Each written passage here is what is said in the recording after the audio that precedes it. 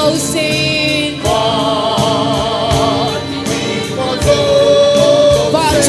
và chơi dù joy anun amiten amai mu cheng chun agam sung lo pia chun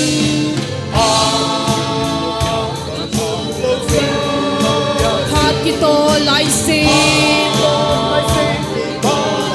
anato ho zo sin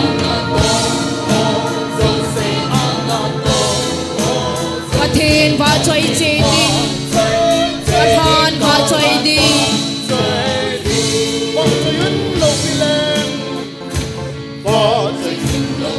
Athen chung nung chung và chơi zôn thil ki dang ei bol pi zalun pi zing ei thu tem i che nau chan na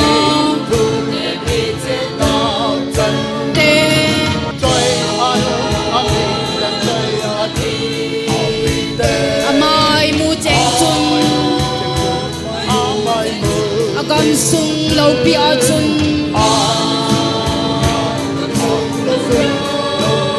hat kito lai sin anato ho zo sin Pathen và chơi chế đi Pathan và chơi đi và chơi zun man be ya mi zo se athan hinna tuina ei pe ei dam sa thei chu ei lung sen ei happy lung sen ta zali tao na sang e ti ki chen zali van mi the va zo sin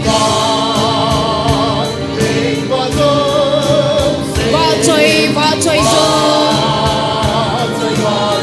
joy anun amiten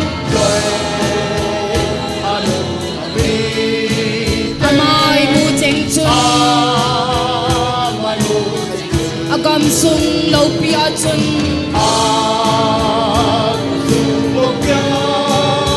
hat kito lai sin anato ho zo sin Pathen và chơi chế đinh Pathan và chơi đi và chơi dùn lung xê na quy ấy thạo vò Vạn chung à thiên pha tô ấy cạn gò bù vò Ta sa na gạo gió na kì lẹp na bát sinh Ngay chênh chênh khom na gam nô mà hi Van mi thêm và dấu xin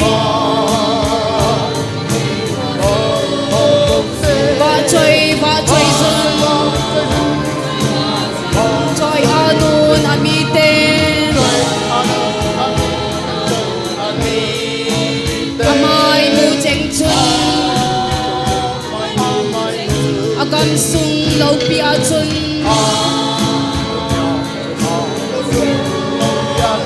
hat kito lai sin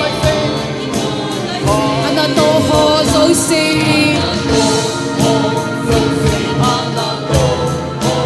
Athen và chơi chế đinh Athan và chơi đi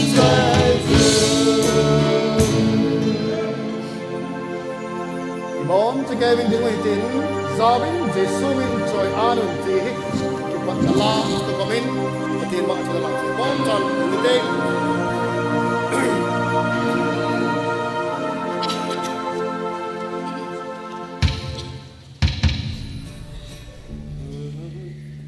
Dia bolte ho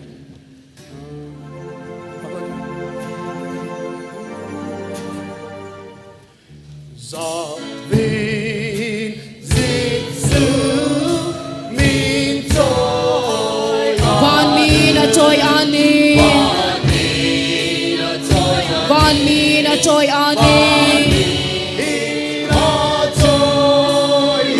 Leng zo se leng la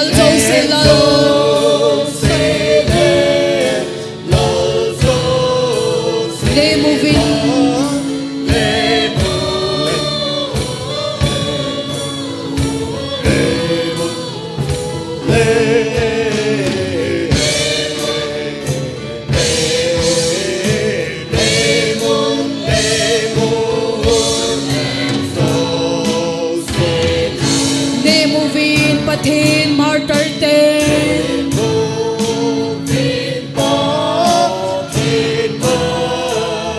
An had sa meeting ten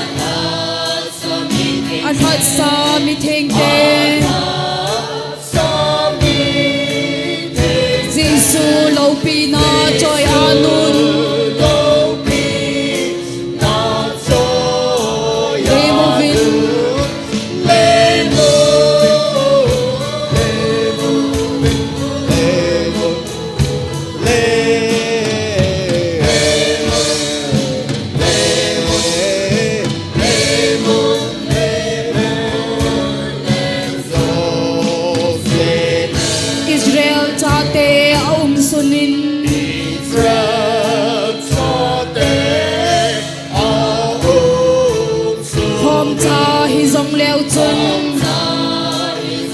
Hôm cha hi dòng leo chân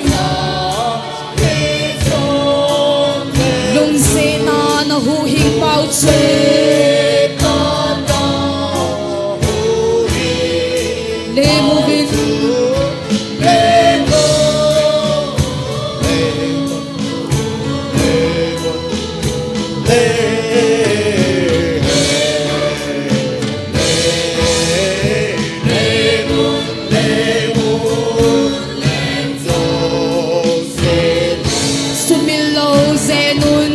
Talten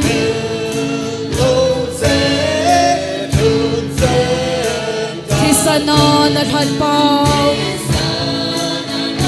Tisana nat hat pau Ako mu a kun se un lang They moving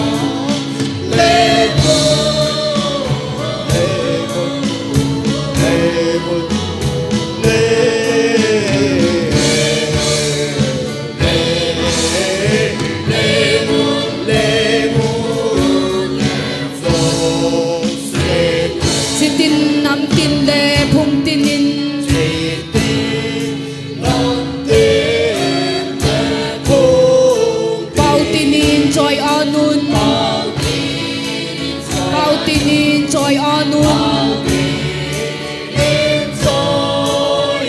chung le noi pakai le chung nun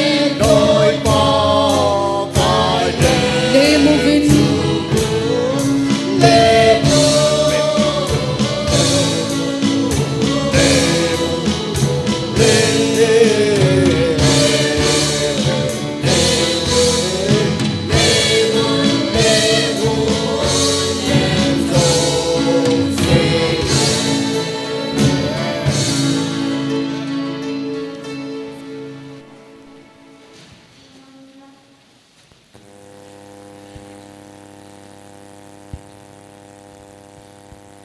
Hello.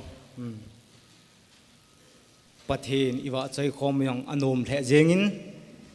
I program kisim ho an chi pan taw hitin tun thai ke man chan du chom lang ta em phung thang ka te tun tha ho khom lam kai chu ke ke tan thu pi e na sei pi diwa reverend hen sa he ding he chule tun tha ga khet sa num kin chule pa mango gin adia tu khom na ding hi tiong chu avela remind ga ki bol kin hin tin Bible chang Ephesia bungu changu mapat changi chan eina sim do pi diwa pi boy si lobum Bethlehem beng ding hi phat pat na tauna eini pi diwa pa si kho lot jing aman eini ki gut pi wintin chule wa choi la sa na nurun nga si lobum nei pi diu hin aban hin member tha la lu na okni di hin chi ho local pastor pa senior pastor pan in nei pi diu he thu pi phan hong hin tin ma choi la sa khat ma in nei ki du hin tin nu hoi nei lam sit hlovin in nei pi du hi thil to ho than to na ren let kam sit hlo hi phat chai na tau chu ya le pu lam thang rovum na zarat veng kitin ama hin ta sadam lo na nei jin hung pang thei tapun hi chai ne khel pi du hi pu khup ne rovum Bethlehem veng in ki pi divin pakai mi nai ki tim bin hi tun Bible cham simding Ephesia bungup changum apat changge chan ei sim do pi diwa pi boy sil hovum Bethlehem veng ka kowe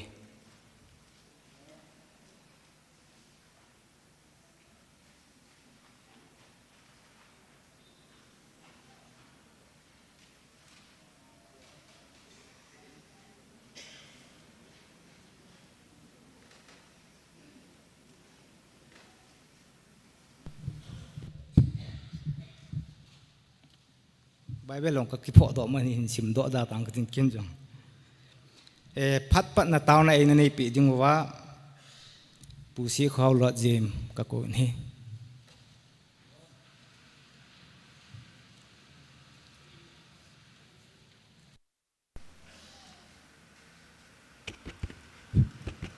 ibon zawin pathin gel do so ke yutin ke ma oging hong ta winge taw na ne yute Lelawan asunga thil hozo sin sema kahin naw le kadam naw wana kapau thing ta pathin tuni chan ge yana lungset nei chanuwa na chate thasam la lo ta hajong long pakai nang man ni pui hoi jing za lovin tunil ha dan ta ajong pakai nang ma ka ho naw in muna mi tam ta hong ki khom nang ma ho khom thia kong khom the ta jibin phat pha epi wanang ma la hijin ama sapen tan min thing lo pi sang tan kan thang wai ni wanam kapau hing jing pathin tuni ni khoyong hi wanoi mun tin gam tina dingin lungdon ti zat na kaleli sona dim set na mun hijong la pakai na sa te ki ho kom naw mun ho jong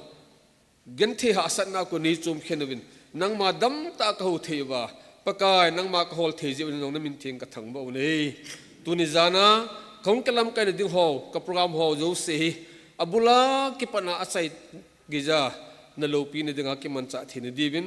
sunglam polam is boy dung thil tam ta ka nang mani chum khenwa na phat thebo da nang mani pan pi dim ngai cha nan hallo pen ta jong lang ka ki pat ding kon wa hi chenga chu e hu hing pu ka pa kai yesu christa na min thing ka pana ka hong ta he amen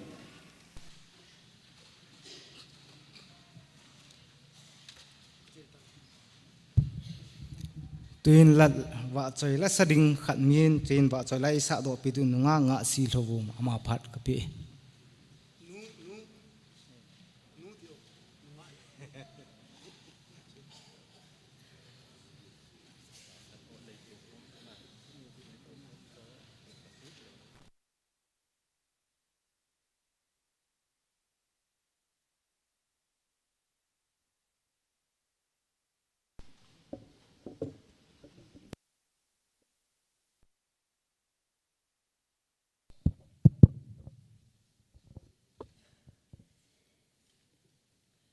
Pathian lo pina dingin nang lege lunggel hi pakai gun hilau tilahin sa ingi.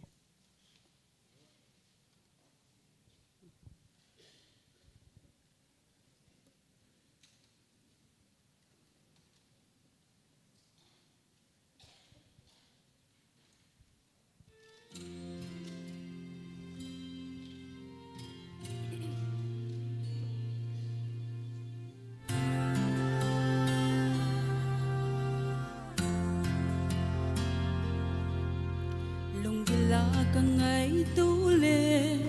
kahin khut si dan hi o sen lai kan khut si zuvin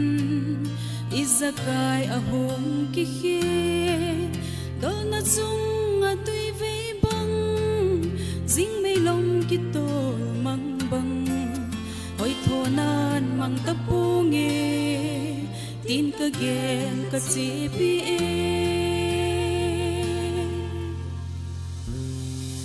dong hoi mel hoi pen zong zu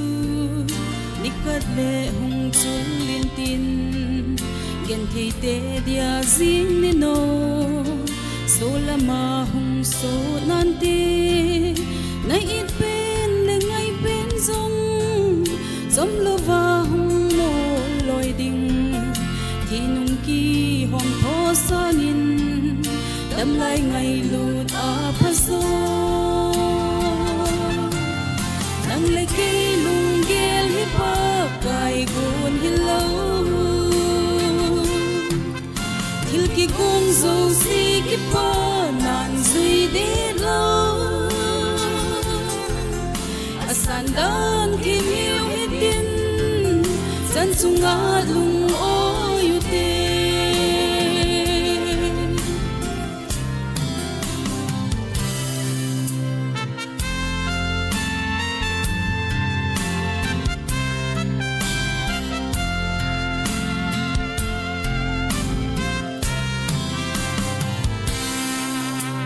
mình lặng trình dung lệ chun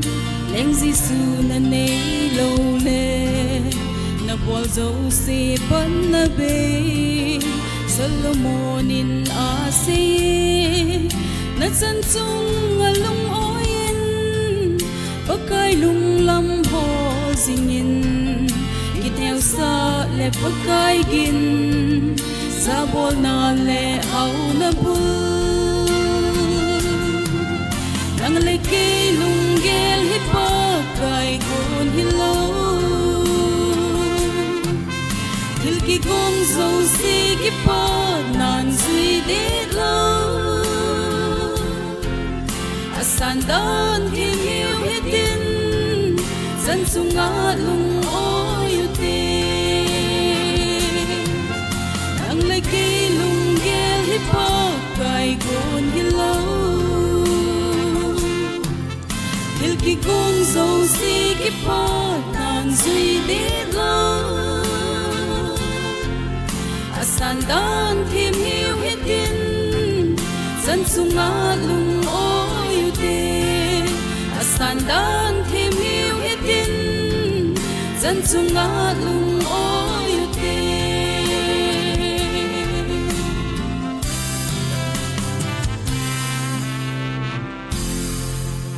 lâu pina pathen sang ta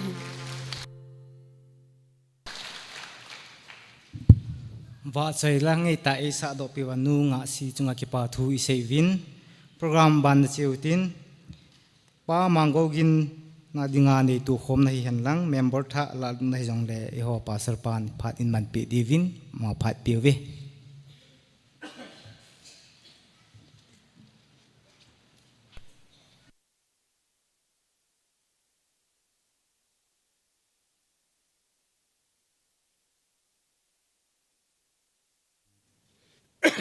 check hello check member tha ho ilut ila lut masangovin bible chang chomcha simu hitin chuteng le minute nga tabang til khuna ne yu hite hilanga so ta din sangovin chuteng le kain ko dinga he hebrai bung som chang som ni lenga not forsaking the assembling of ourselves together as is the manner of some, but exalting one another as so much the more as you see the day approaching.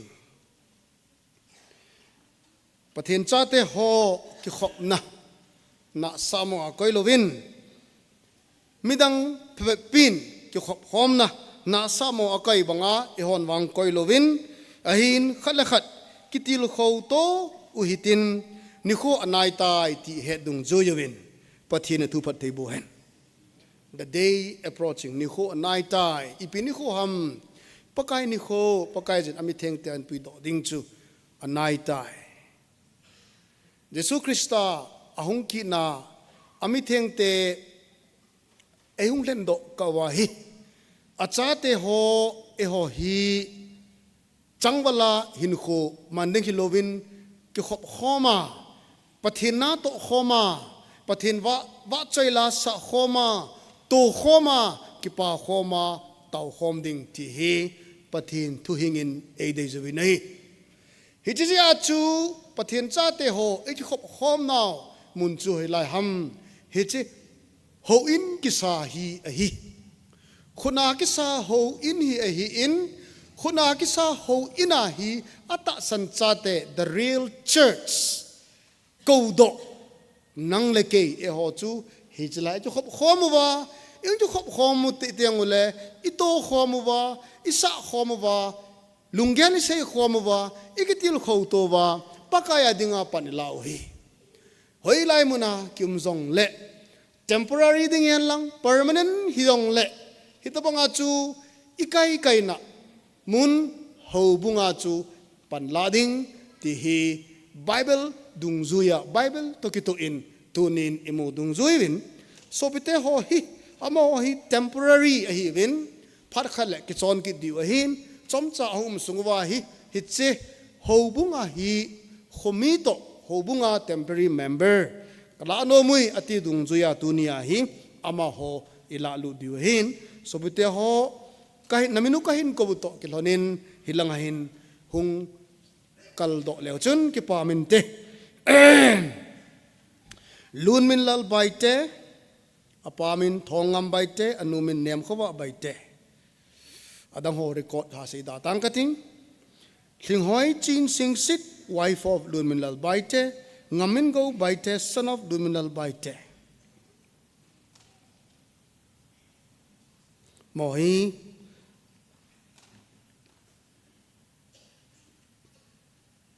tera khong langa kuna hevin bana pu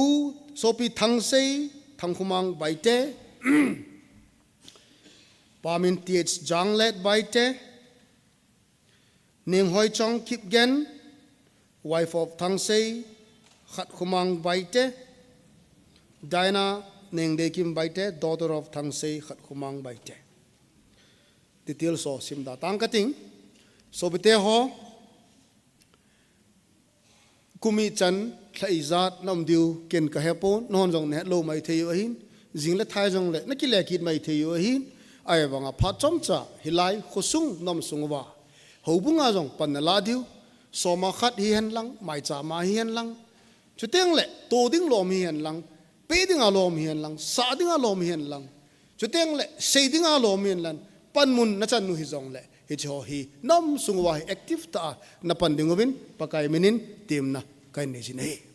iki phat lam lo di wa hin ama ho hi hobung member khat hi ta we ti ila lu diu to ke lonin khat we mi pi ang ga nga leo chun ki pa min ti stele koi niu mi hot head di wa hin la ve so kai vo hin nga hi lai taw chom hot ga ve taw na bai hat diu che mi hon apai ki pa me lan nga vo pa hinga taw na mong hite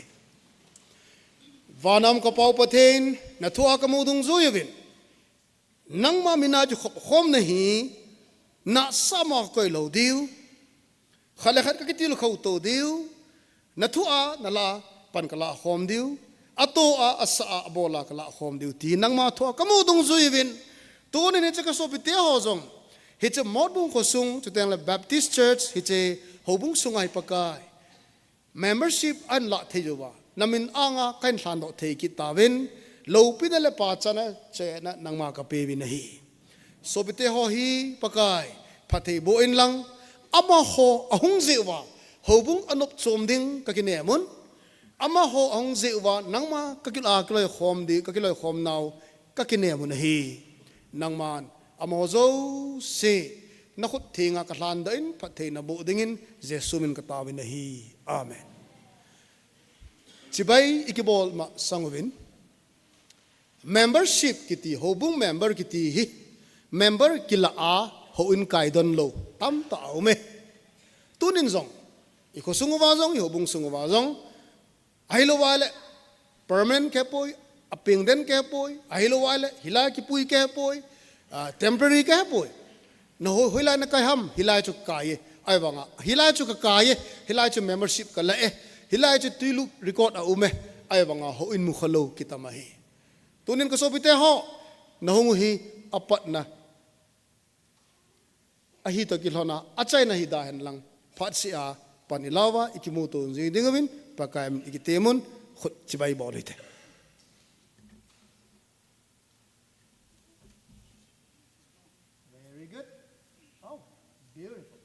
Wow, good. Okay. Kum tahu na.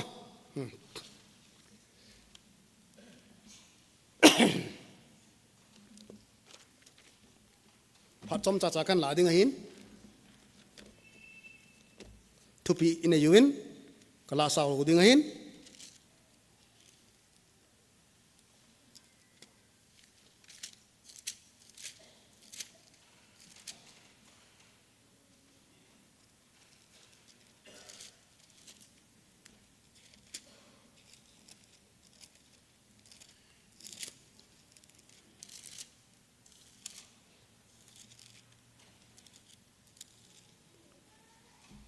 Sol cha le khabua emovin khat dei jong he che thupi hi kan seitan tu masang je machun pathian nine to pat khom ti lu chun kan seitan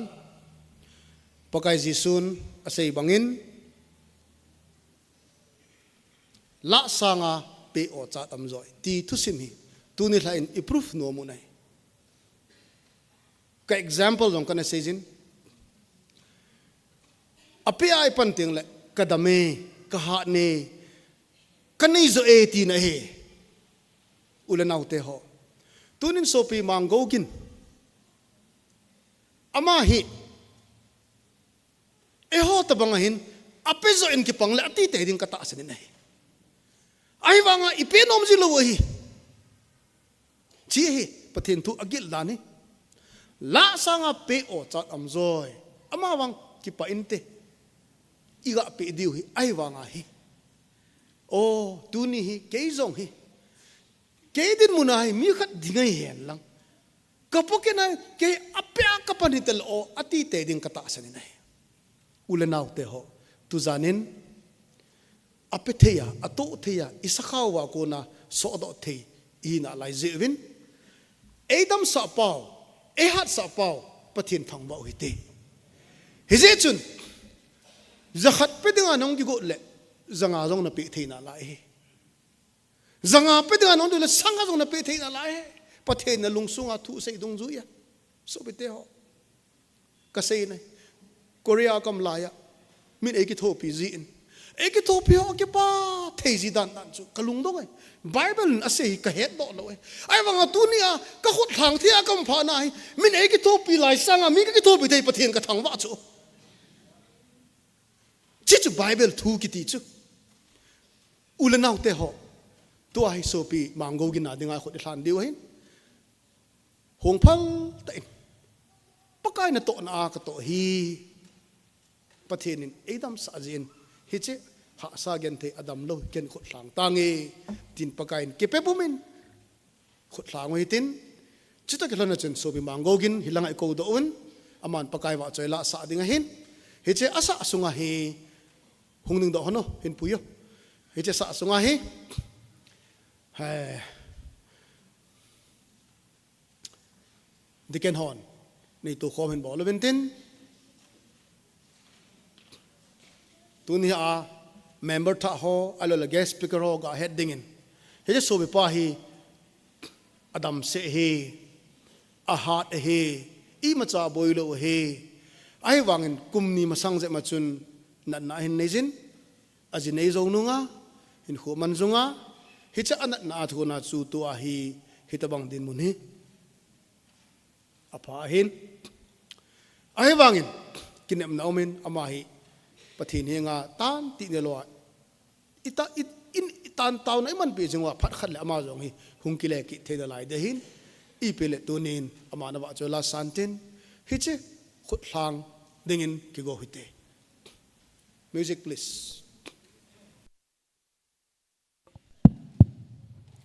hello pathin lo pin na dingin lei set kim na ho ka thu kim bal tai ti line sa do ni hello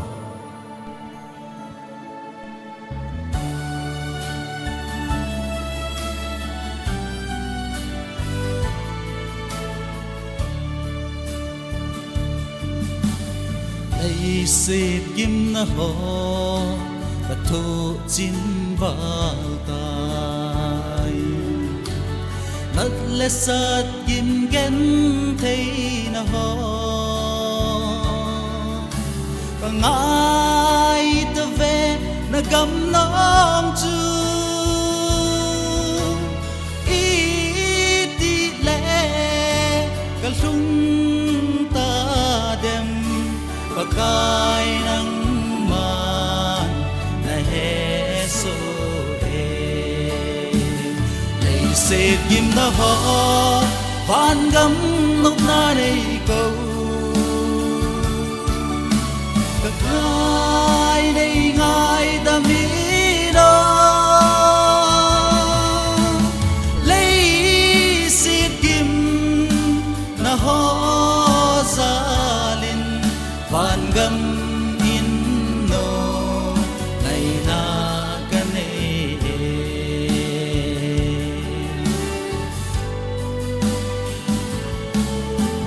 ta là gavin o van gam alangai zing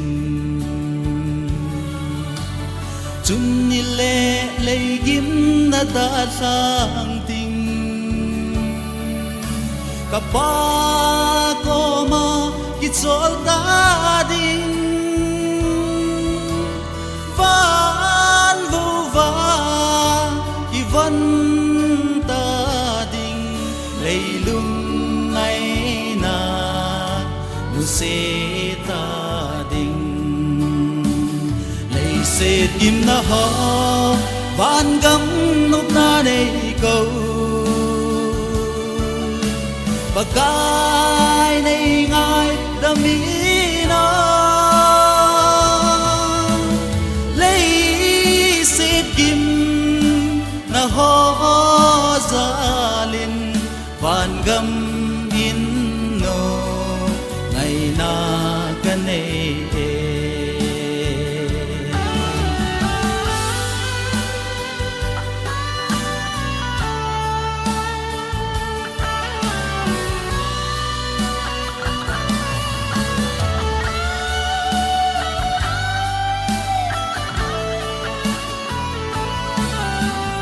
lấy xịt kim na ho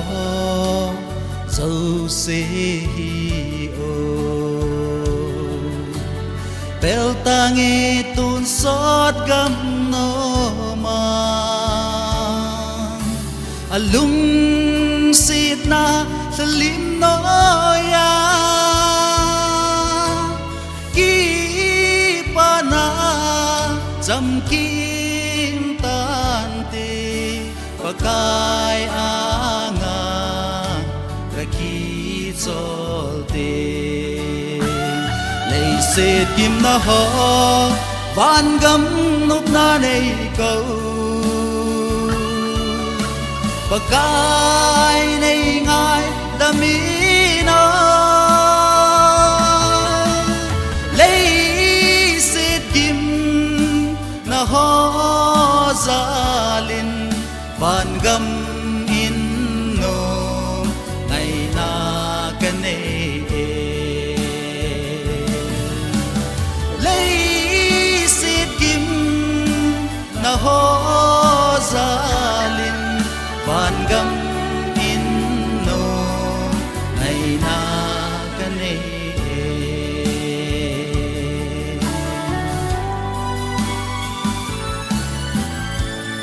lâu pin là dấu xe bát tiền trắng tay hen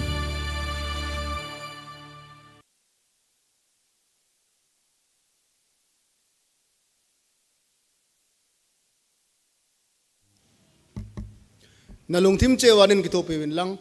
ke man ojunga ta na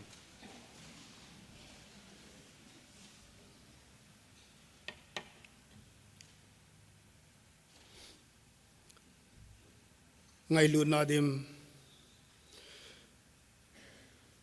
nitin le phat tina kain ho ei pui jing wa hing jing ka pau pathen thuni jan pha na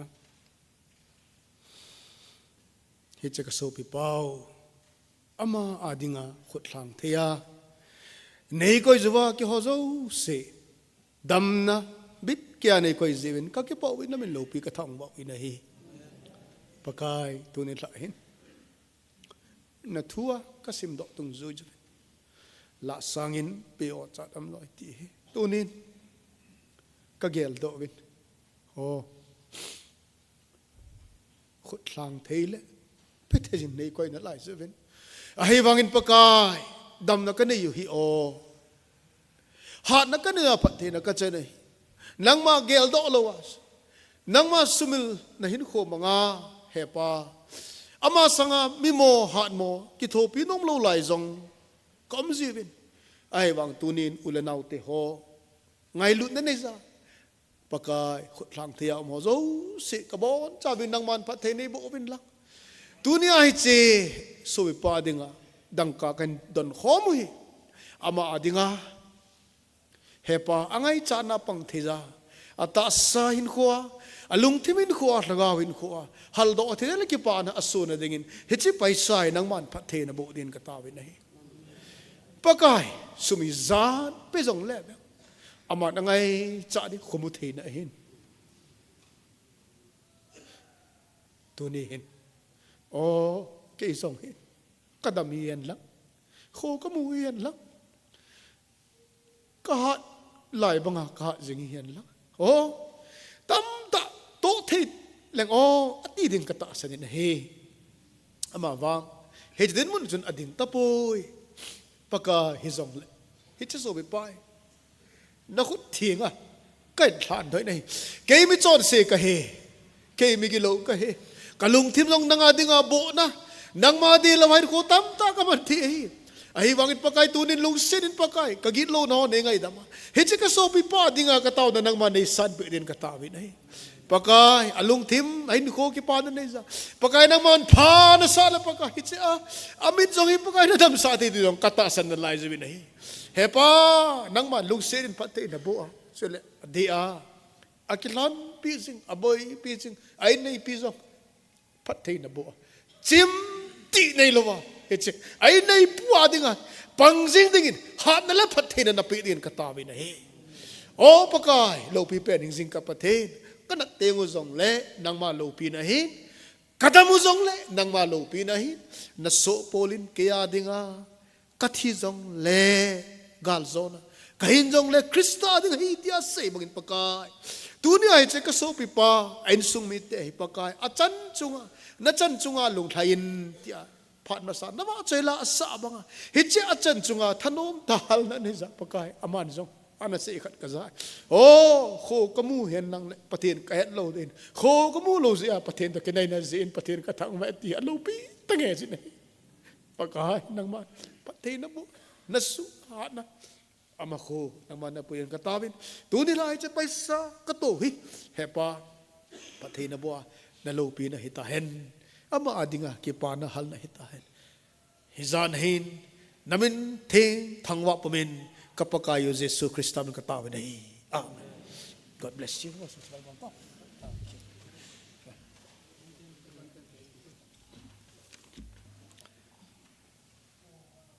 Kipame, aman.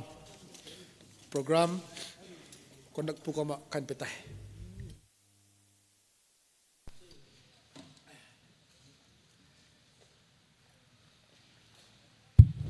kipa min thil phabol na lama hulang thia ai koi wa chunong pathin thangwai nam hen lang program ban chi kin tin tua he thupi pharin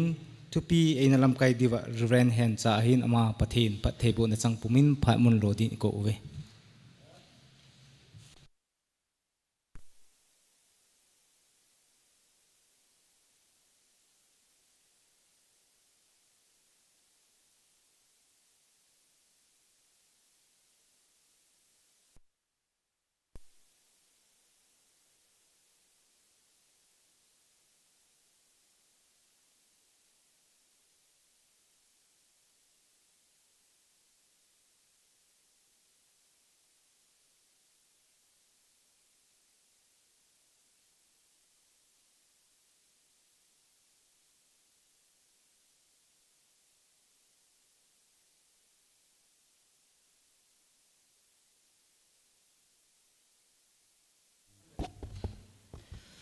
nilha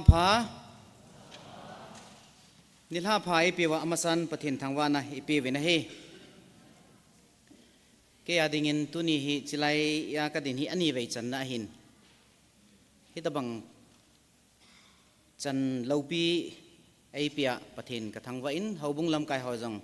amho chungang ki pathu kan sei na hi nawang phale jengwin hobung lam kai pastor diken bot felta ta na nevin adi dia pastor pa he ka vetle thim man loadinga ko kitha se man loadinga ko mi a cholip jing ding in kamun kinapi ka sama ma jengin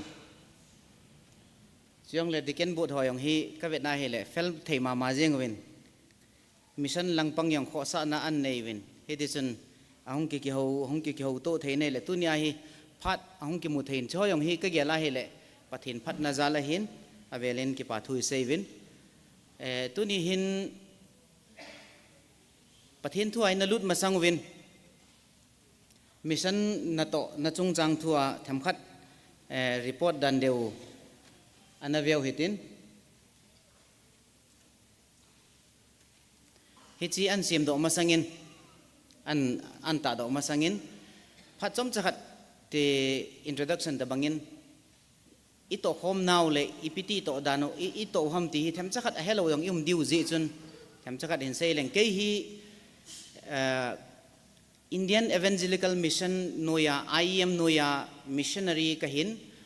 hichi masanga hi World Health fa hi West Bengal aku project coordinator rahi kana to ahin pathin kauna anaki chanji chun kolgama buddhist hola missionary na tongdingin kahung ki pilhan hije chun kana to na kon chun resign kahung ki bolin kolgama hin kahung lunin chomlangin ka ki seile Indian Evangelical Mission noya hin missionary khanin kaloi nu to kolgama hin kahung lut hanin mission na ka hin tong hanin 2016 December apana chu kolgama hi kahung lut hana kolgama kan to pan thanin kolgama kahung lut than zawahin pathinin nasata in nain tongin pathin lagawin nain tongin kolgama hin chomlo ka in pawyong chu ki hepun kolpau siki yong helawa he kalut hana hin ai wangin pathinin ai umpi thanin kolpau aki het lo wang chun mi kolpau he ho khatlani loile pai kamang chalanin pau akile sa in edison pau le in thu ka sei ji thanin in ka vil ji thanin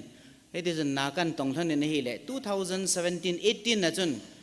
2017 16 December a ka lu no hin 2017 January a ka to pan no hin a hin pathinin phathe ei bo win 2017 sungma ma chun akum ma sa pen kum chun hobung khat ei tun do sawin pathin ka thangwai na he pau chu ka helan pon ai wangin pau le ta thon hi chun ka na kan tong no he le pathinin nain tongin hobung hong ki tung do in 2018 kuma chun abanin hobung khat hong ki tun do bekinin 19 tu hobung khat hong ki tun do bekinin edison pathinin hobung thum in tun do sa jengowin 2019 20 ahin COVID-19 ahung ta na hele COVID-19 ahung lut phat hin IEM kana to na Indian Evangelical Mission hin hung podo tan tin in kowin aje chu COVID-19 hi China pa na ki pana hi je chun ki ho chu kolgam chu China to boundary hi je chun no ding in a danger tai hi je chun hung podo in lang India gama hung tong tan tin ko na in nevin ahin la keinin kana sei lan chu pathinin ei ko chu kolgama kolhola a budhi sola pathinin ei ko hin tu COVID-19 na mi adam lo mi a ha sa ei ta chu zen thei yong hibe se lo hospital ga chi na yong hospital zo si la ki kha ta na ki zen na ding yong umlawa a ina adon ding umlawa adam lo tam ta ho chu ga ki villa tauna ga ki manga lo pi thei ki pia zen thei ki zena ki boi pi jing laya keinin hi cho chu kada tha than ding chu kanum than pun pathinin kolgama dinga ei ko than hin thi chan ge hi jong le tong dinga ki pe kai thanin ya chu kolgama hi ko den than de hi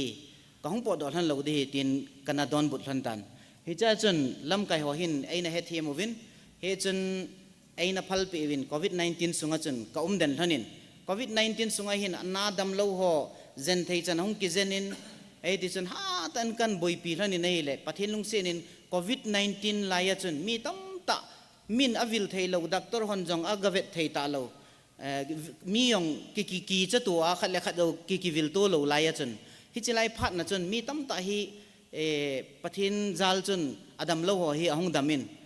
tauna ki man pia dam loi omin lo ki pia lowa ki jena dam loi omin hi chi dam pathina ko na dam nan mu pha na chun mi tam ta hin Christian ki sanawin covid 19 laya chun mi tam ta baptai sang changun pathin ka thangwa nei hi chi zo wa chun 2022 achun ipi hung tikit tam te hele 2022 ahin military coup ahung kitan military coup ahung pha na hin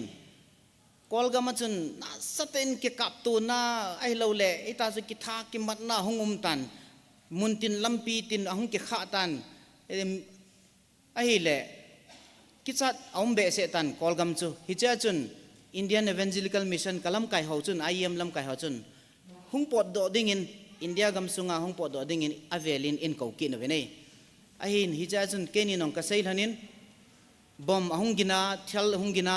ahi le ta san tha hon oi pu tia ei kom hin bela mission center ami hung thai lu na tauna i man khom ma um pi teng le mi lungmo nga hi chu chu iti ka da la hon de ham mi kichat ti zat lai lungsit na ngai lut na imu sa ding lai ta iti ke nin amo chu ka da la hon de ham da la thei lan ponge ka pi han ding hi tin kana sei kil hanin a hin la 2023 achun avelin in ko ki nevin hi cha hin option ni ipewin nong po dol han diham ai lo le nom don diham nong po dol han ai le ai ama na to den han di India gama na dala nom den han ai le fila den han nge na ti ai le ai ama ko na na ki resign ding kol gama nom den di achu ti la wa hi le ai amin kol gam feel hi ke kha de hin ya chu tu ai wang hi option dang talo hi nong po do di le na to ding den nge na ti le ai ama na ki resign te te ngai tai ti hi thu pe in nei ta we nei aje chui phiam tia hele ki ho hi Indian Evangelical Mission no ya na tong ka hi wang wa chu legal ta chu IEM in kolgama hi na to na ding hi permit ka nei la wo hi illegal a ki lut hi gu thima na ke tong hi ya chu hem te khanin ki ho chu hung ki man hen lang ama ho hi in IEM missionary a hi ti hung ki hedo hen lang hele chilanga IEM a dinga chu danger khari kichat tijat ta khat chu ai chu BJP government hin Christian organization ho hi iti kasumang dem ti hi amon a hol jing lai hi je chu dan to ki to lowa chilanga kolgama mission na tonga lu hi ve ti chan head da wa hele IEM mission pumpi chu ipiha danger hi chu feel khat jia feel tam ta su manga sanga chu feel khat zo chu close bola feel dang ho zo chu ha bola ball zo ding ha to zo ding chu apha chum zo a agel yong hin tin he chun amo hin chilang zo hi da la de hi ti chu amo thulu na chui ta ni a hin cha chun keinin dan ding ka ti hanin ka dan han tan he le resign ka ki bol te han angai phat chun cha chun resign kana ki bol hanin kol gama chun ka dan han ta nei hi cha ka ki resign hon na chun ka secretary pau ka general secretary pau IEM kalam kai pau hin asain chu ta chu nom den han dinga ki hon ka da la ding ta hi le nang ni na to na ana sponsor ding le ana sunjom ding in Singapore Methodist hobung ho hi to join na bolawing katin am ho noya hin tong taw tong than tan tin ain sein ahin la hi cha chun ken kananom pun Indian Evangelical Mission in India suma India te in India gama pathin thu hen nai lo ho la hi mission na ito diu hi foreign funding jaw lawa mission na to hi India ten e ho suma e ho tha India gama hi ito diu hi ti hi ana che pi hi chi chu hai ka sa ji azu IEM ma kana lu hi ya chu tu ayong hi chi IEM in ai da la jong le hi chi chi pi pa chu ka chi pi thau thau ding hi ai chu hi chi chu pathinin ai pi pu na khat le ipha pathin ai pi vision khadang chu hi ya chu ki hoyong pathin ka ho nau kum za khat awaltan ya chu ibola tu chan ge foreign funding a ka ki ngai ngai na lai di hom ai miten ki ho suma ki ho tha mission na ka to di hi ti chu ya chu foreign funding kala loading ai mite mongin ki ho sum ki ho tha ka to di hi ti chu ka sei pha chun achu ti le atin aman jong IEM through a sponsor aina bol hobung izar ham khat hi aumin hi chhol achun ni hi ai hlen pi win first summer unit Christian church le Jomi Villa Baptist church hi chite ni hi ke sponsor ding achun ai da la pi win amohon kolgam chu close bol win ai da la ta win hi cha chun hi chi amon ai da la hi IEM in ai da la hi 2023 February lai เอจนไอ้นาดาลฮาวิน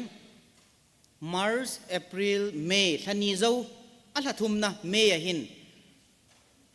มณิปุรซุงองบอยตาเนเล่เกย์ฮอสปอนเซอร์ปังจอมีวิลาบัพติสเตอร์เล่ฟาร์เซมาร์ยังซูอาจามเจกินวินอามังกิตาเน่ไอเอ็มินไอดาลฮะเจ้าทันนี้เจ้าหินอามฮอนสปอนเซอร์บอลจอมดิ้งไอพิวเขาบุงเตนียงซูอามังดอกกิตาเน่เฮ้ยจนมิชชั่นนักกิโตนักกอลกามามิชชั่นฟิลกิฮองมิชชั่นนักกิตองป้าฮีฮ่าตาอาหงจัลไลตาฮีกุมขณะเขาบุงขัดกุมขณะเขาบุงขัดหงกิตุนโดอัจจะฮัตตาหงกิโตไลตาฮีสตันจงหิน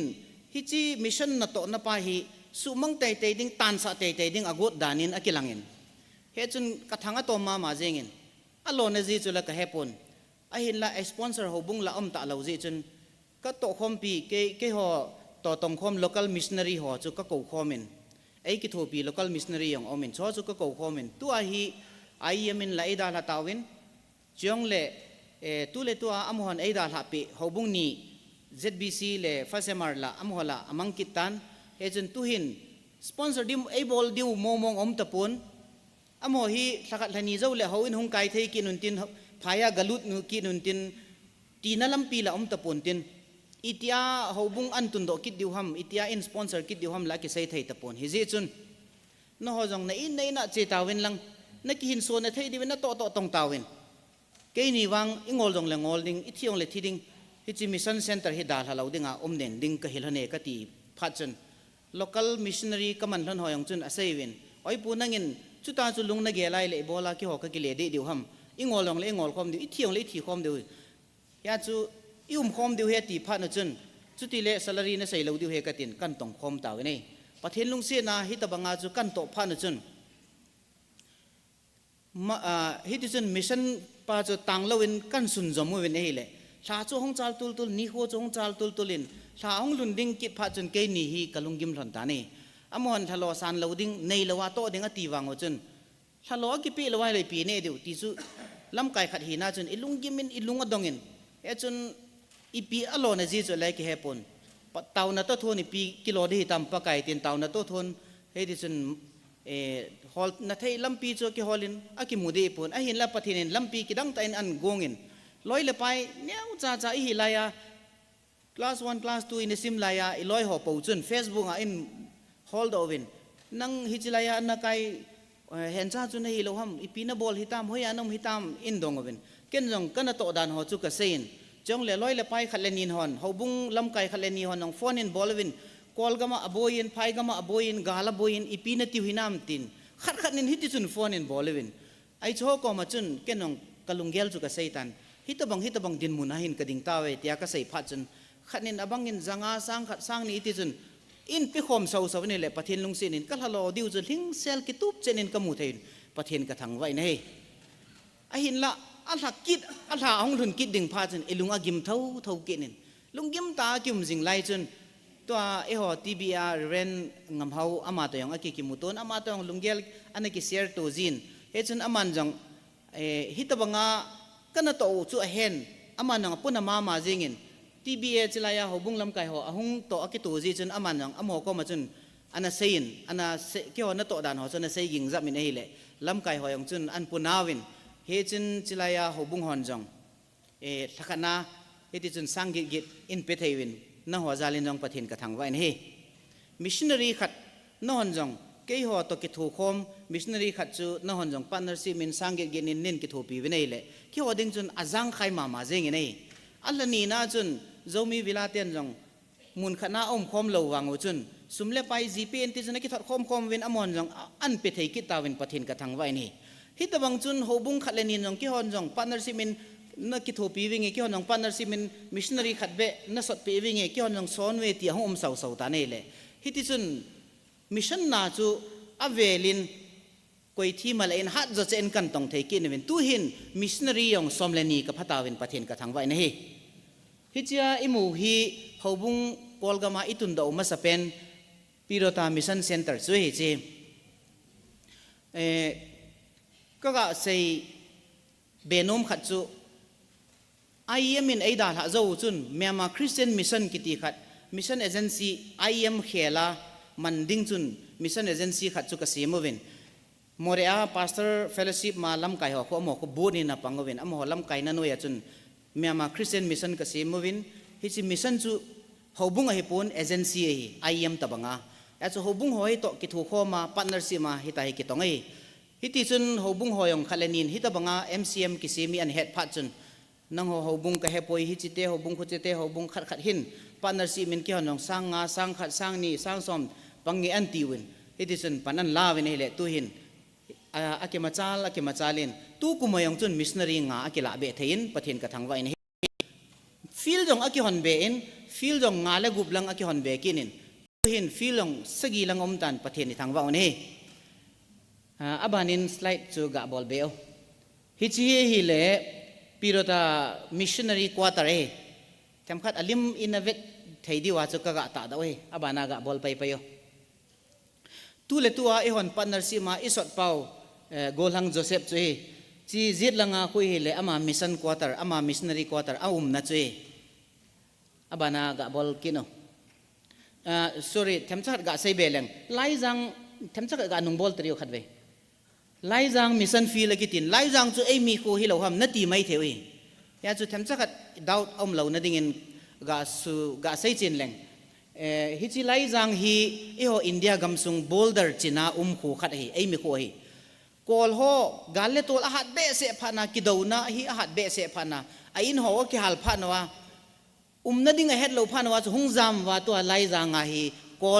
kol ho mong budi so hi in zakhat lang hung chengoi chai thu anop teng le kinung le ki dinga chelaya hi hungal jam in zakhat tabang au me nei hi chhol a hi mission na sopi joseph hin ato hi abanin ga bolkinote hi chi le jangobung mission field to ai sei bangwa chu jangobung mission field ong hi kol hungal jam hi chayong hi in zakhat walomi hi a chu hi cha hi sia ngamle te ni nu pa hi in khat hi ka sa pi wa cha ko hlana amani no hi chi mission field a hi kol hol a mission na to hlani abanin ga vekinote mission na to hi pathen thu sei se hi pon tunia hi slide tam ta vet sa ding omin hi jong le kinota tunia zo achaga hoin kai di kona ki bol hi je chun tam ta hi kan upload man pon tham khat kan upload chun suni na veuten hi chi pathen thu se se ki sei hi pon abang le changga ki at abang le changga ki phut abang le gamga ki gi abang le nga am ho to ga ki man khom hi cho hi bola ki bol ham te hi le kol ho amon ei ngai lut theina di wa chu ikivo ma anato to etopia in ngai lut nawa in ngai lut teng le hui na thu ki sei pi thei bebe ade dia ibola cho ki bolam tele kol ho hi budhi so hi chon danayong chon chan phata chan phata mi za thiam ta a hi win thil pha bol langa yong ki phalo nu le pa za dan loi le pai za danayong ki phalo hitabang mi hi je wa chu ei ho chan hi avet ji teng le amo hin ei ki da jiu cho amho ko ma pathen thu ga seiding ki ti chu thil ha asai cho zu kham mi ti le nang ho ni hi win mi le mi ki za lo azize pa ti le nang ho ni hi win iti nang hon ki ko ma pathen thu nong sem no pathen chu ka dei hi le ti jiu cho ya chu pathen thu sei chu ha ji a hin la all a het them theina di wa chu all a holim pi theina di nga chu ana to chu ga ki to pia chang ga kia na chong hi chang ana ka wai ko nau khat chui chang ga kia na chang ga ki phut na ai piam bol thei chan chu gam kun hi yong le ga ki bol pia in ngai lut teng le ki pa na thu pha chu ki sei pi ji hong ho an ne kho mu te ta ki ko wa an ne ki ko wa ki ne pia pathin thu chu ki sei pi ji aban slide ga bol ki no chu go chang phu na lim khat jong a hi ki ne abanin ga bol ki no hichia te si pu hi amin ula chai akitin ate tai ama hi akong yon kem lewi tan a tu hoyong tam ta khela gam ta na ni ham thumam bo ta lima kun vele chen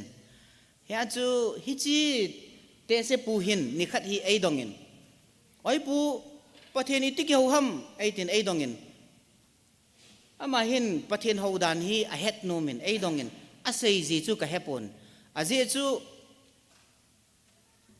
pathen ho kiti hi a ho ta ba hon sagau le thu ta a ho ding he tileng sagawa chu ipiti ke ham ei do din sei ki leng rom bung som le ni chang khat na ta sa na ti pum pi long len theng ta gan king la banga thing sela na koi chu สกาวาปะเทนนะโหนายตีนักิสนินจิจุเสยปีเลงอาจุตีเลนนังหอยละนัเทียนเราปิวหิไลตีกิดิวโจนุเมียละนัเทียงโปวินจุดอนคำนัทเฮละนัเทียงโปวินในอินเจนนเล่าเจนวละอาเทียงปนไอมีคุยเจียเลยลำเลนละดุงาพิหารทำทิ้งนาเหล่านาอปุลโหอากอบลอยอมวนลอยอัฐอปุลลอยกิสุเทียงเหล่านาไออินคอมอิฟเจียเลยบงเอโวเอดิมเซนกิสุเทียงเหล่าอินเวลละยองอามีมองยองกิสุเทียงสิเซนาวะเลยจูเหล่าจูเนนเดดูนะลำปีละยองเทียงเหล่าจอนดานาอิติยองเลยเทียงเหล่าเนเลดอนอิติยองเลยเทียงเหล่านัตตาสานติปุ่มปีลงเล่นเทียงตะกันกิ่งลาบังอาเทียงเซลานักไว้จูชักาวาปะเทียนเขาหน้าให้ตินใส่ปีแรงอันโน้นนัเทียนเราปีละตีดีจูอาศัยน่ะเจียมเราจูอาหินละก็ด่าก็จะมาจูก็ใส่เตะง่ายอาหิพัดจนอามาเห็นกิปป่าเบสเซนอาจุตีเลยอ้อยปูเกยงก็เนี่ยว่าปนายจุดอนก็เหตุสมัยตู้ก็เตะจันเกยก็จีนูโตก็โดนท่านเห็นเทียนนั่นจูปะเทียนเขาหน้าใหญ่เลยเกี่ยงเทียนหินโคจูก็มันเด็ดฮาเลลูยาอาจูเทียนนั่นโคอันมันน่าจูเลสาอันงอลเจียงผ่านน่าจูอันลงนั่นไทยเราคิดทิ้งอาไอ้มุดกดเละตาจะคิดทิ้งดิ้งจีวาเลจีอินสุงอาจูอิมุไทยเราลุกน่าจดคิดเท่าคิดวาเลคิดลุมจีเท่าจีอาจีนูนออลเลียนเทมขัดโดนินลังออลเลียนงานขัดวิ่งงานเละนั่นตาสานาโซเราเฮียติเลยอามาเห็นนมปนใส่ตาเทียนเรานั่นจูปะเทียนเขานั่นให้เรายาจูปะเทียนเขานั่นจูเทียนนั่นยาจูอาเทียงเรากิติก็โตข้าเราเด็ดสิอาจู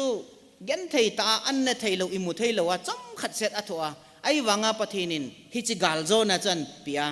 ฮิจิโจว่าจะมาหินหาดนั้นเนี่ยดำนั้นเนี่ยดำเสละไพ่เล่หล่อจีจีเตะเสปุยนะจังอ่ะเอกลสมอัตวะเฮอัจังเสียเอกลสมอัตวะเฮอบันอันนั้นเวกินหน่อยเต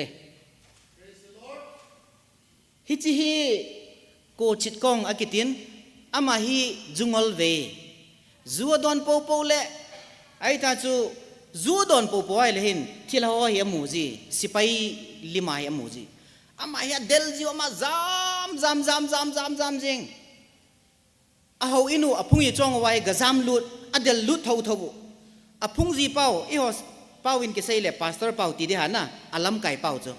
อาพุ่งยี่เป้าก็มาอากากิเซลจงเล่อาเดลเท่าอามอนบุดฮาลิมอปะเทียนเป้าลิมเลนต่ออันไหนวินอปะเทียนลิมจูอากากวยาอโกมาจากกิเซลจังเลยอเดลเท่าเฮ้ยจนห้องจามมินเล่จานบาร์อาฮีพิโรตามิสันเซนต์ระห้องจามลูเรพิโรตามิสันเซนต์ระห้องจามลุดพานาฮีที่เราฮีมิสันเซนต์ระจูห้องลุดไทยตะเราห้องลุดไทยเราพานาฮีอามาลุงมงาพิโรตาเซนต์ระจูจานขวาจูเกี่ยขวาอาจิงาฮีไอ้ปูในโซลโดตะเฮวินใจน์ตางเงอติสุอีบอลาองกติวเล่อามาหินอาศัยจูก็ปอดดอยเล่ที่ละหอนฮิจิสิไปหัวคนไอ้เดลเจงเอติจูอ่ะสิไปหัวจุลักกี่หอนลักกี่มูลาวนะ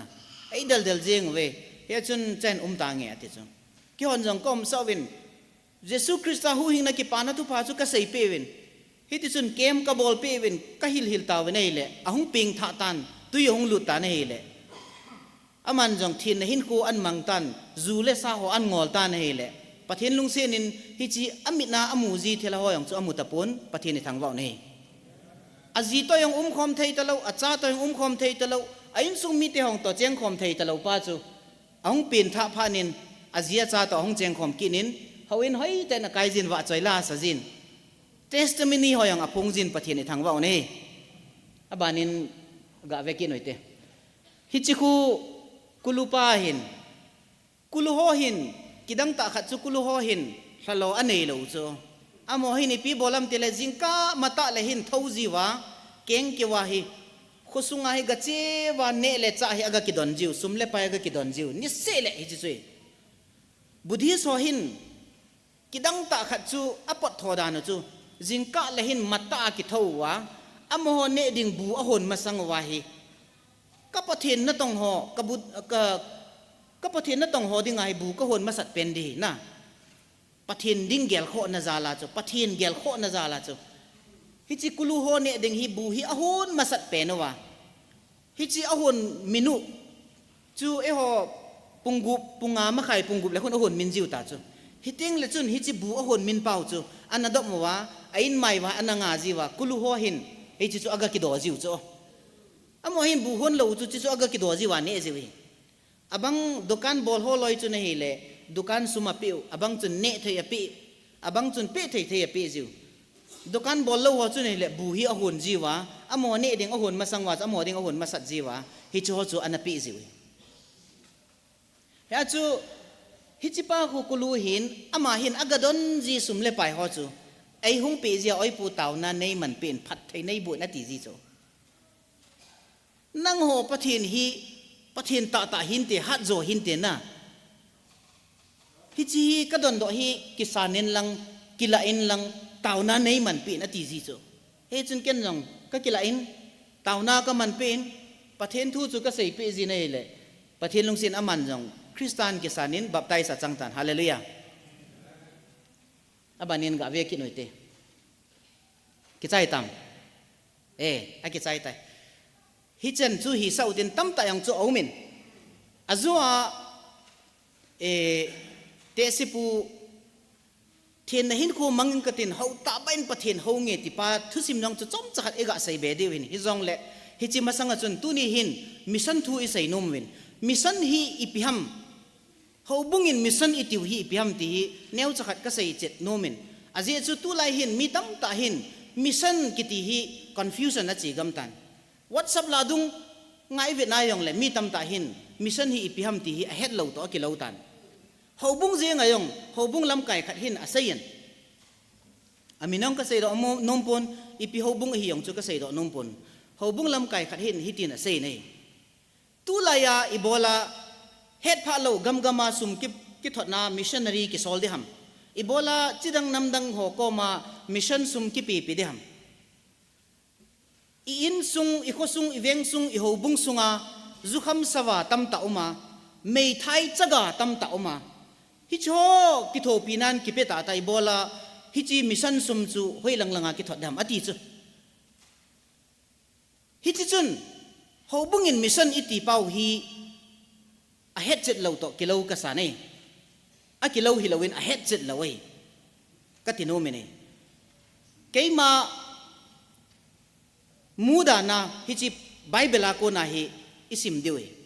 hi chi thui ka sei jing la ya hi mi khat tok ka ki ho hlan chu oi pu ale mission chu I pham atin kenong Matthew bung som ni le get chang som le ko na hi ka sim pen hi chi je chun nang ho chewin nam tina mi zo se zuin ga simun apa cha chule thagau thing minin am ho chu baptize ga bolwin Jesus Christian leiset dalha wana akal to ding ko na ama mi te ho engan se now athupi pen sapten the great commission atiu hi engan se now athupi pen ei sol now athupi pen chu nang ho chiwin ati chiwin hoila ya chiding in sung dalha I ho bung sung dalha I gam sung dalha hoilai ham khana chu I chiding chiwin chitin namtina mi zo se zuin ga si movin ati na nampiu ai lo le na in sung miu na ho bung mi ho la chun ati pon chitin namtina mi zo se zuin ga si movin ati sei zuya pang nai lo ho Jesus Christa sei zui nai lo ho chana he nai lo ta san nai lo a sei zui nai lo ho chu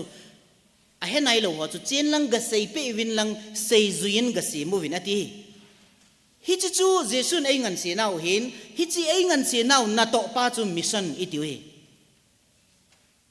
masanga chun kaneu lai chun ewan mission jong itipowen gam thim na to na inati wini gam thim box inati win gam thim na to na gam thim ading in inati jiu chu thu sai ka het khil lawai le pastor hoyang chu holam kai hoyang chun kaneu lai chun gam thim ading in anati jiu chu tu lai hin khan to dung zu in sap pau imang tawen mission iti tawen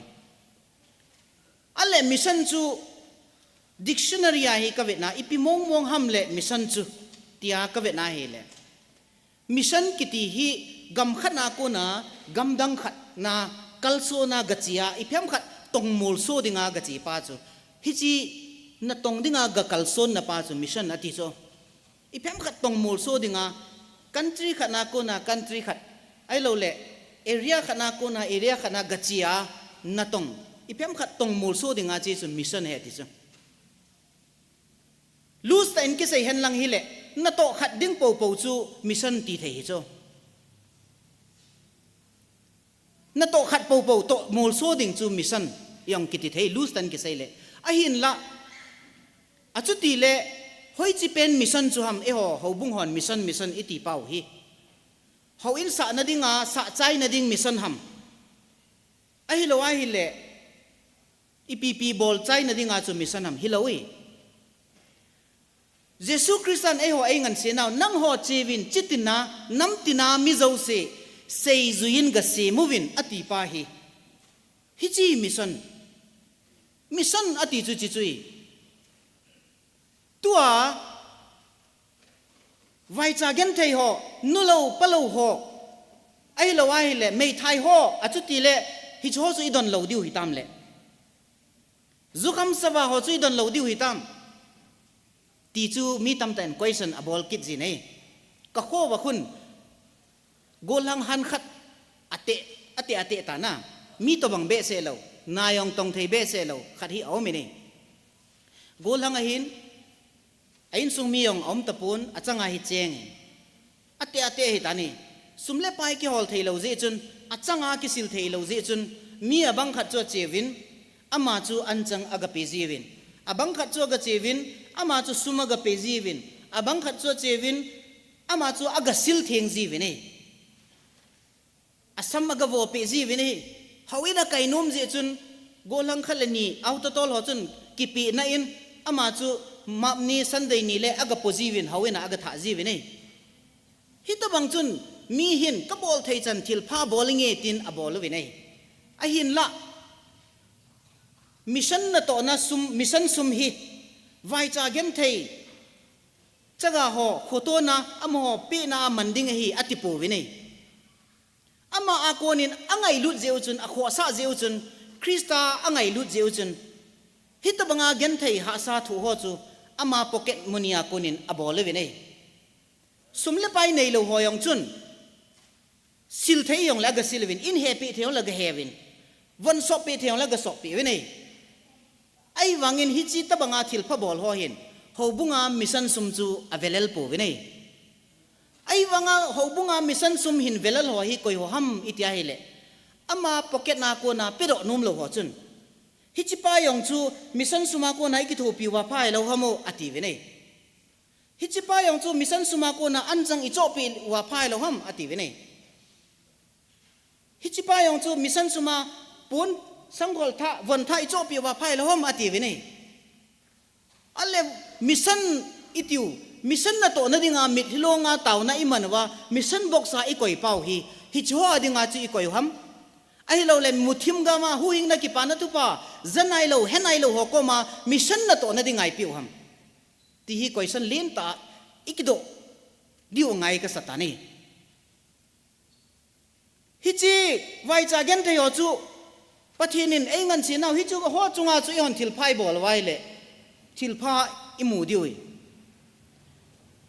phat thei nai chan diu ei ma phat thei chan na dinga krista za la hi cho chu ngai lut na ki nei Christian ten ai ho ti ta lo budhi son jong hi ta bang chun thil pha tam ta bol win ei mi bang khat chun lam len panga khun tuisa om jiwin om minu tuisa min sa chu chi lewa le ho don ding in lam len panga khun akoi jiwin ei abang khat chun lam len panga khun bazar kom la hospital kom la khun food court asemuwin glass in box asemuwin cha chun me tui butui ne thei tui aga koi jiwin ei koi tabang ham khat hospital a uma ain sungmin bu le me aga tha man lo ho chun aga kilawa ane thei na diwin hi tabang chun ne ding ho bu ho me ho ne thei tui a koi wini hi cho chu christian hi po wini ai wanga thil pha bol ji chu he wini hi among chun jong le hi chi se chu hi lo win thil pha tam ta bol win zu kham sawa ho a ding in thil pha tam ta bol wini hi cho chu christian ten i bol diu mong chu hin ei man i ngai lut na ei ma ngai lut na za la chu i ngai lut ji a chu i pocket na ko na chu cho chu i bol ding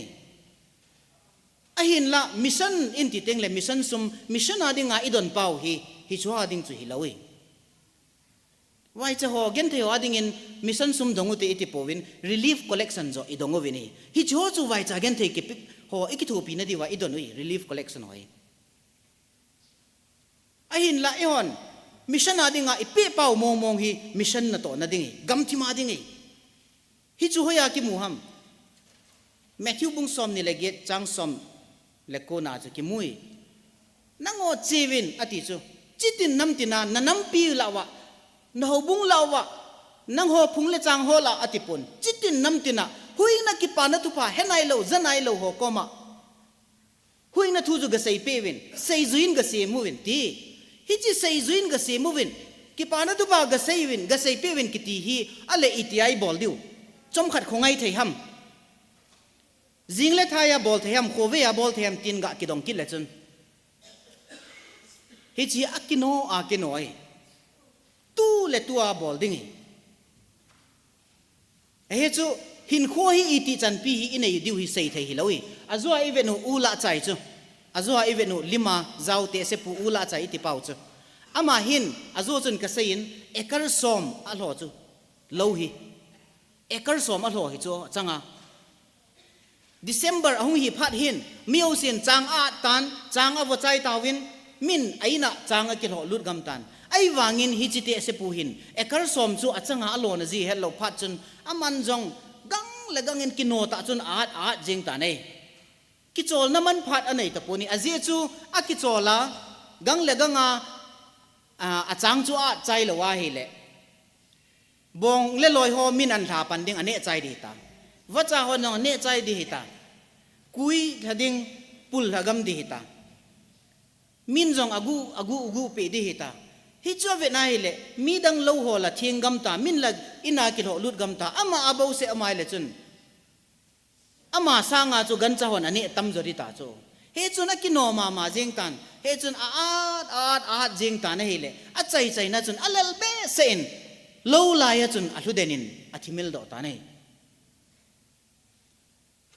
he chun an rong ne man lo lew tu yong don man lo lewa a ki hambol wang chun a chai zo pu ne kho Halloween alup lo ta nei hi ti phat chun thu in petawin oi pu na ta san ho la na ho bung member ho la hi chi pa chun chang a nan a hi ti te ti thu in pi pha na chun ki hon jong ka gel kho ma win mi phachom pi ka ki ko kho ma win ka che win ama lo wa chun mi zat ham khat chu ka ki kho ma ka chi wa ka ga chai pi ka ga pha na chun chom lo win ka chai we nei ka sei nom chu tu nia nang le ke yin Krista adinga chang iat loi lo wai hi le Krista adinga chang iat loi lo wai hi le adinga ho hi chang mina kui ga mai tai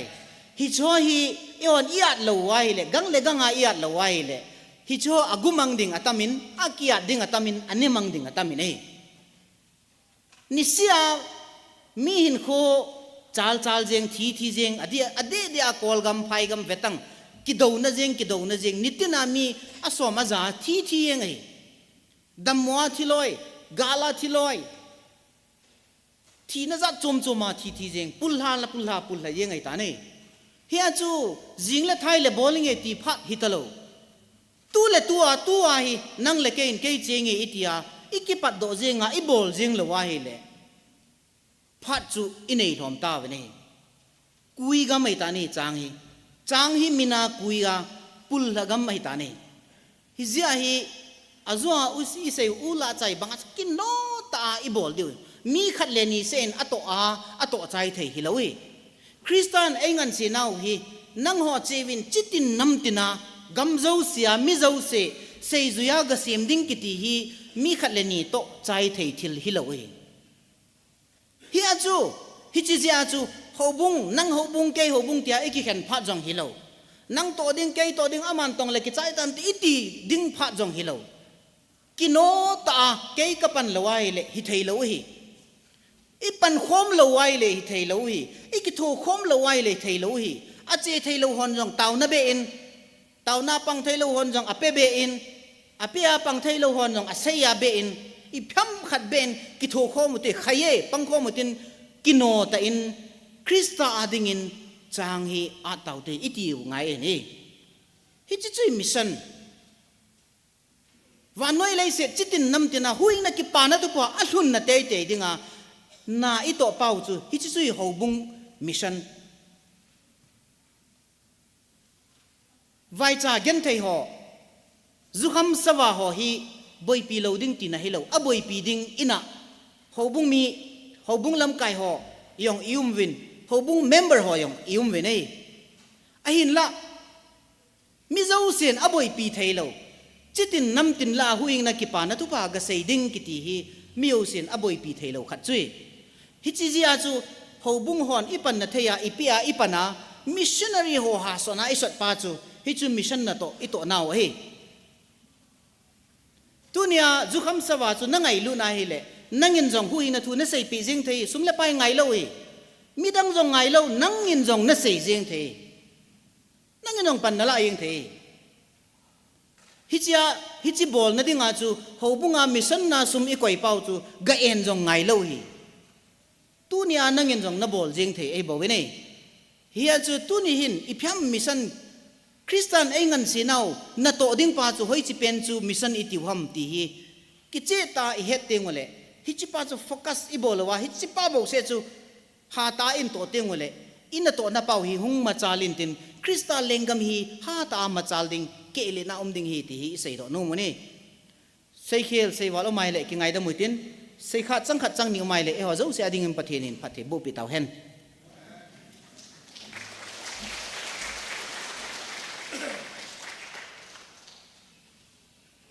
Hello.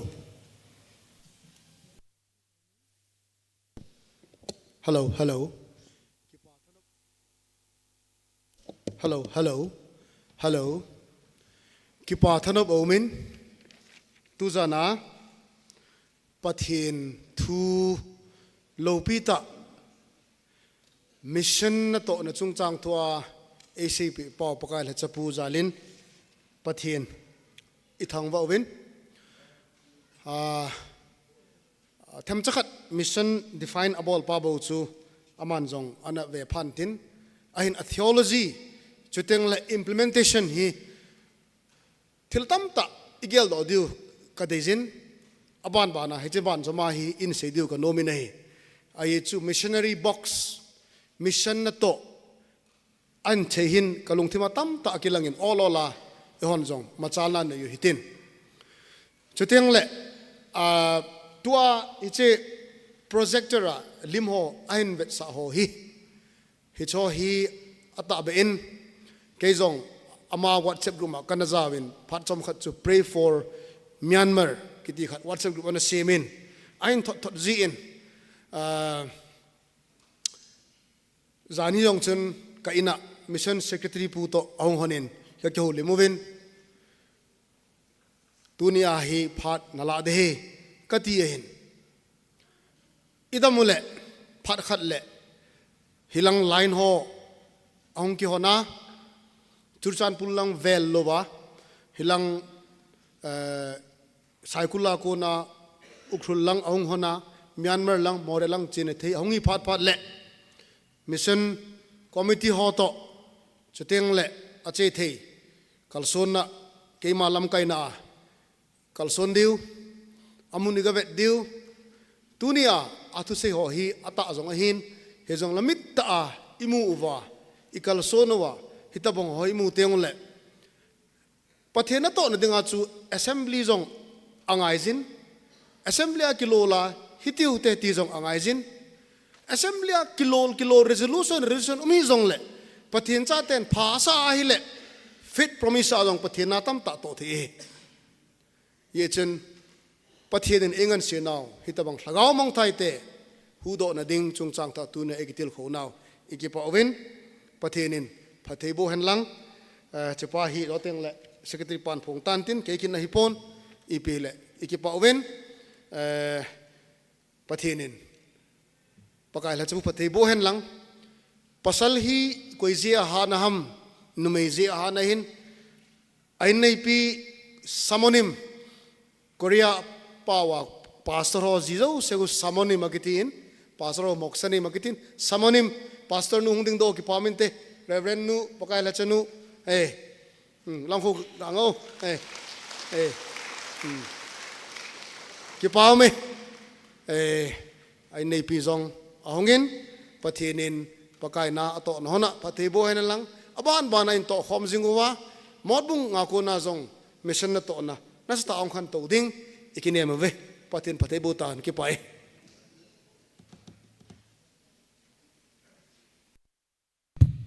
ki paumin mission na to chang tua kil naw pathini bon chai yum pathei pu pen lang program ban chiu tin tun wa chai la sa nu hoi nei lam a hin ama phat ipevin hi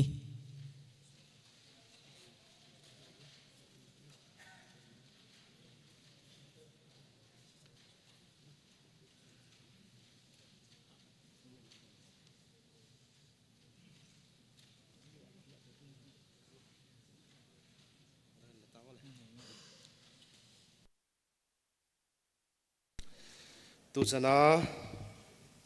pathei bo hat sunu pathen thangwai nom han tu ni tha pathen ho khom nau sunga bol hol la uwa pa mango gen thawum ki tho pina pakai mina khot than khom alo pin khot thang ho zo se zalen pathen thangwa na kahin pe na he tu ni tha pakai mina khot than do za no he pathen lo pin dingen hin phong ngei dangka sang som thum to som thum a hi pathen thangwai nom han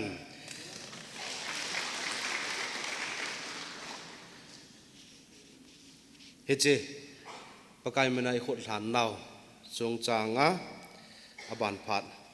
phat ken la mas zom masangin pastor pun phat hong la pe divin kan te men ai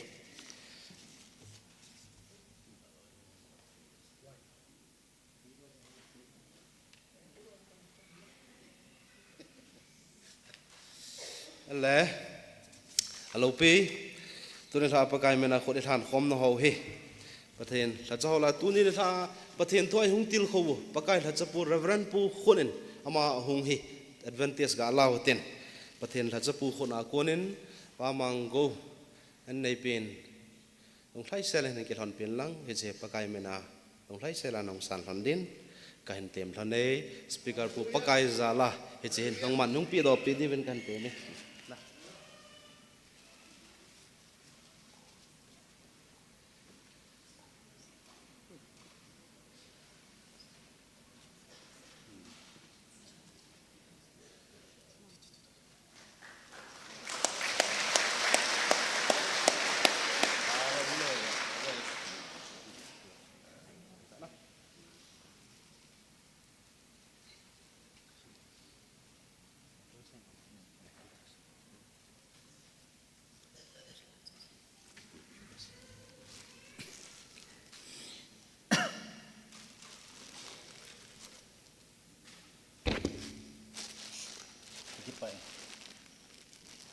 Pak na kita bang pat ai ipewa mas penin patien ka thangwa na kan pen ke hi patien dam na ipe ole April le khun check up chi ding ka hi patien ko ma kana taw ji na cha pa ke ko minima ampoi ai wa imazo sine nang man ni je kama khoding nang ma khona me hin nang man hin gon pitin kana tawin tunil ha phan ho bumi pi te ho zo sijalen ka taw na goi thum tan na chung che ke pa tu sein pathin thang wa he ma ba na jong ho bung sung wa hi chan ge na pang thei chan hi pan jing wa tuni ni kho a ke chunga thil pha e bol naw chunga hin ma ba na jong zom jing jevin ho bumi te ho kan tim no me chu ga sei do no me ke pa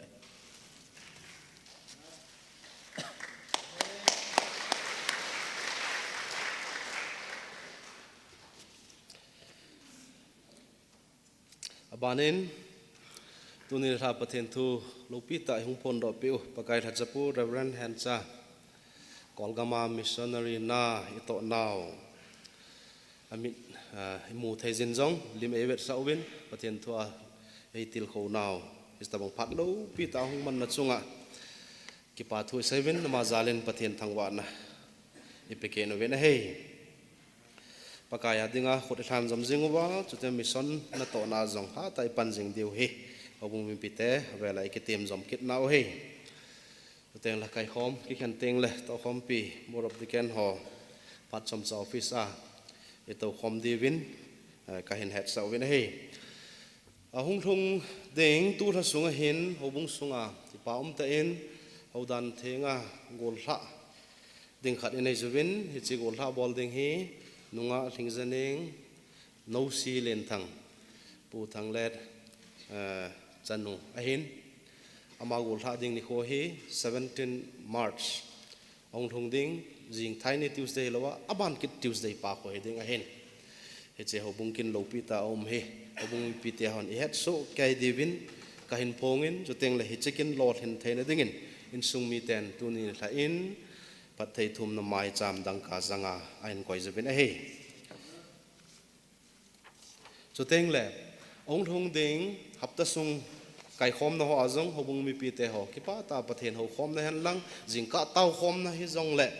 i pan zom jing divin kain te mun ong thong ding Sunday ni tha hi Sunday ni hi hobung sunga men society ki pu do ni khu ai to dung zuya Sunday ni tha hi men society foundation day ya iman dingu program ho jong men society ho mo pu na hiding a hin hobung mi pi te ho hi chi foundation day kina jong ki pa ta pathen ho khom na dang ho bana ipan so kai divin kain tem masawin a he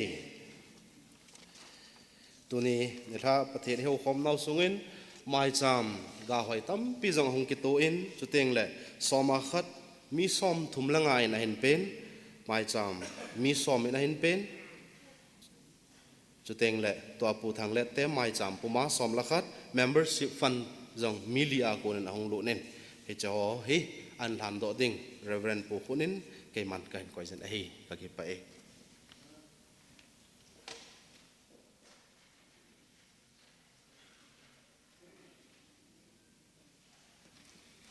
Patin tang wa na ne yute pakai hat sung ka patin na lung sit na ka chanwa ki pa apung puma hichlai mun ka bel khomwa ka hun bel na wa pakai ka ki pa na za la nang ma kata asan wang wa na le ka buti nga khun do ho to na ki hai na mai cha min lang ngai chat na thil to mai cha me yong le so ma khan yen lang ga hoi ho yong le asuma athila na mai cham phunga kan chai lu thei je un ka ki pa na min ka thang bai ne un se ten kan chai lu ho hi le cha ngai cha no mo so thei na dinga apan thina ding gim nam tu jin sangin lang ira ka jo se hi ki pal thanom ta ngang thinga hin choi lut ki jing thei dingin kala do na hom la yong za som tum azat som gu azat zakhan pat thene bu pi tam katia na khot thinga hin lana nang ma man dinga hi singa chu ka paka Yesu Krista mena kataw na hi amen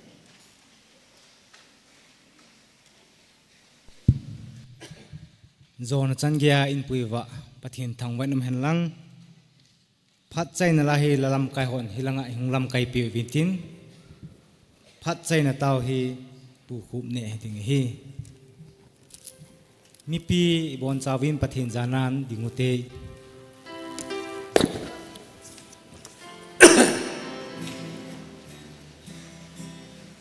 som sagilagu jesun engai lu akidang leisit mi am te dingin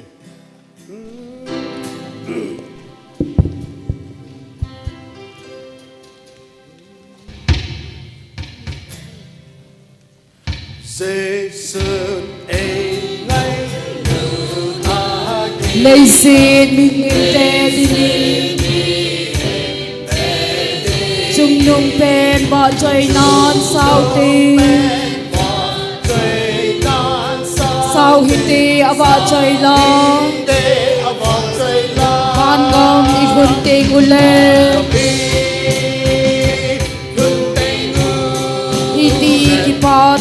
ông ta đem Giêsu mu tình lên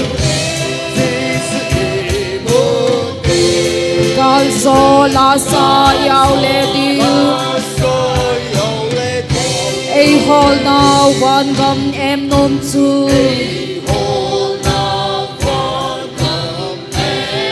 Ichen na dingu ahi Ichen na inno mei god pe ui Tun so na chul ta lo di Van gam i god ting ule Iti ki pa tha no bom ta den Giêsu mu tình lên Ca so la sa yao le di I mau va to man quay sao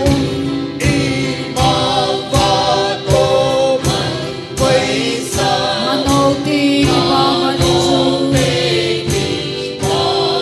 To kim na I sai ti Lâu pi ta chu I mu di Van gom I kun ting ku le Iti ki pa tha no baum ta dem Giêsu I mu tình le Ca so la sa yao le di So man tam kat pi a hon ti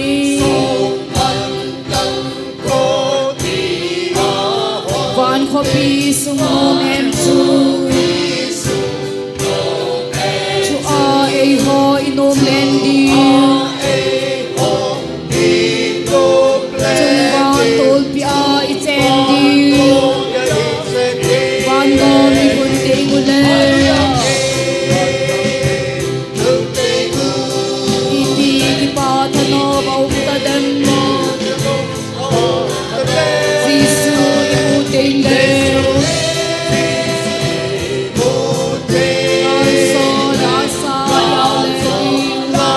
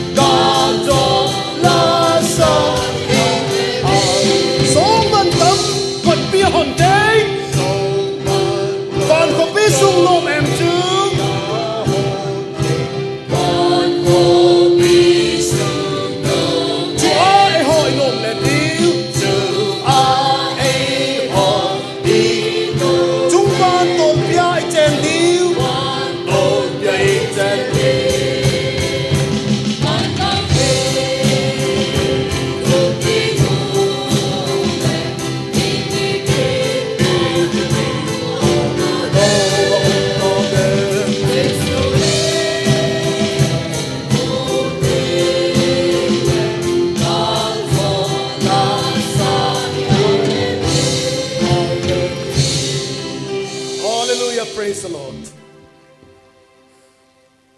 Tao na kaman masangin kipatu hat kasi no men kasi no chu tukum April chan gaya he missionary he Nepal kanagoi hot na hin kay hon insong ako kumni tabangatan tukum he missionary munchum dang hat agoi te cha ka keu lai tawn na kaman lai tawn tu ni ha chun tu sai pa chan kan sunga ka tao na so sangatin kasi no me aba na chu aman ipi sedul ki bo nam tu za ma te ke ho to ki tao to chu ke yu in sung tha Krista lengam to na denga ka kipi do na kan phu na he tao te hallelujah pakai ka ki pai tun la ai nan thiang le lo pi ta na tha pha na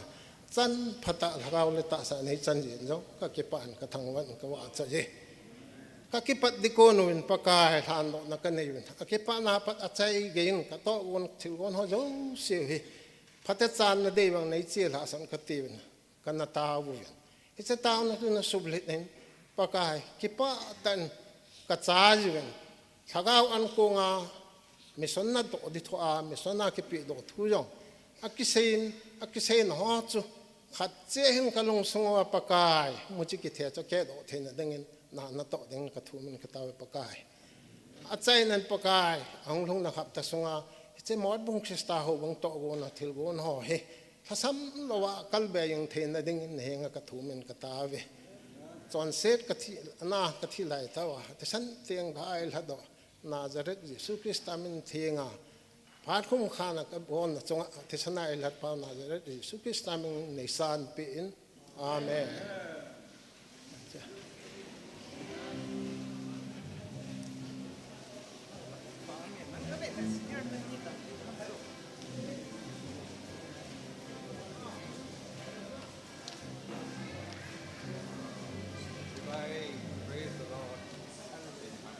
Amen. Praise the Lord. Praise the Lord.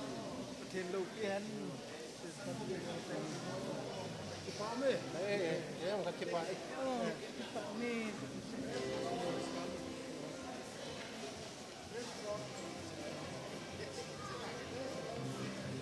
Amen.